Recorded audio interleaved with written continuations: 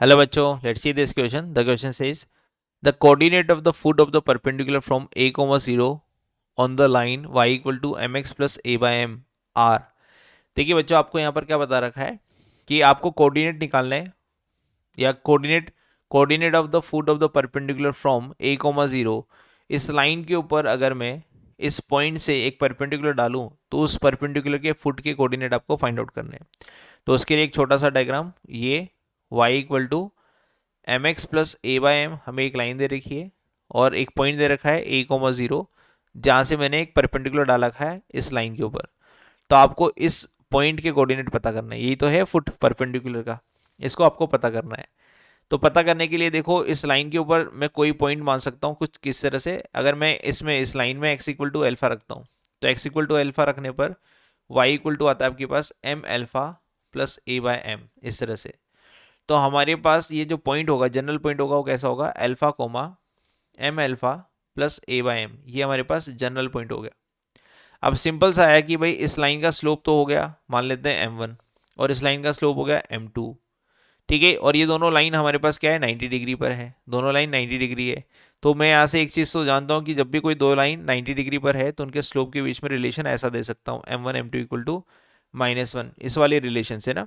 अब देखिए मैं किसका स्लोप निकाल लूँ यहाँ से, इस वाली लाइन का स्लोप तो मेरे को पता है, m2 इक्वल टू कितना दे रखा है, m दे रखा है, m2 इक्वल टू m, इस लाइन का स्लोप इस यहाँ से निकाल सकता हूँ y equal to M x plus C से। तो यहाँ से m की वैल्यू का निकालूंगा तो m2 इक्वल टू m आ गया।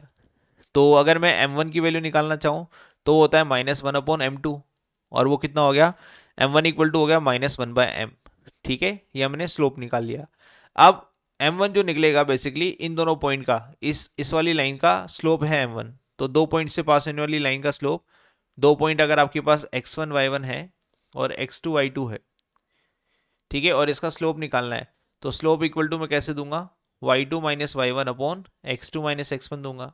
यहाँ पर आपको इस पहले पॉइंट की जगह दे रखा है a कोमा 0, और दूसरे पॉइंट की जगह आपको दे रखा है alpha comma m alpha plus a by m, ठीक है। तो यहाँ से अगर मैं स्लोप निकालूँ तो स्लोप मेरे पास क्या है, m इक्वल टू -1/m, तो -1/m equal to -1/m equal to y2 minus y one. तो y2 कितना है, m alpha plus a by m minus y one, और y1 कितना है 0, divided by x2 minus x1, x2 कितना है alpha और x1 कितना है a, इस तरह से, ठीक है। नाउ इसको सिंप्लीफाई कर दें ताकि हमें वैल्यूज मिल जाए, ठीक है। तो यहाँ पर हम इसको सिंप्लीफाई करेंगे तो मिलेगा माइनस का एल्फा प्लस का a equal to m² alpha plus a, ऐसा a से a कैंसिल हो जाएगा।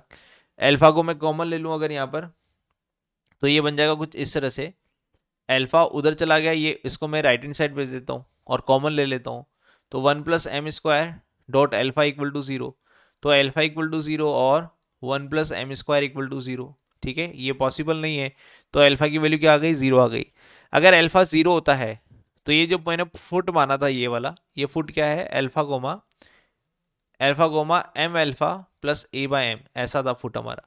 इसमें एल्फा की वैल्यू 0 रखने पर फर्स्ट कोऑर्डिनेट तो आ गया 0, और ये m एल्फा भी 0 हो जाएगा क्योंकि एल्फा 0 है, तो क्या आएगा, केवल a बाय m। तो इसका मतलब वो फुट कैसा होना चाहिए, 0, a by m। 0, a by m हमारे पास ऑप्शन नंबर बी में है, तो बी इस क्वेश्चन का फाइनल आंसर हो गया। तो की कॉन्सेप्ट वही परपेंडिकुलर लाइंस हैं, तो परपेंडिकुलर लाइंस के लिए हम m1 m2 equal to -1 use करेंगे, और ये यूज़ कर हमने फाइनली उस फुट का कोऑर्डिनेट निकाल लिया 0, a by m। Hope you understand this, best of luck.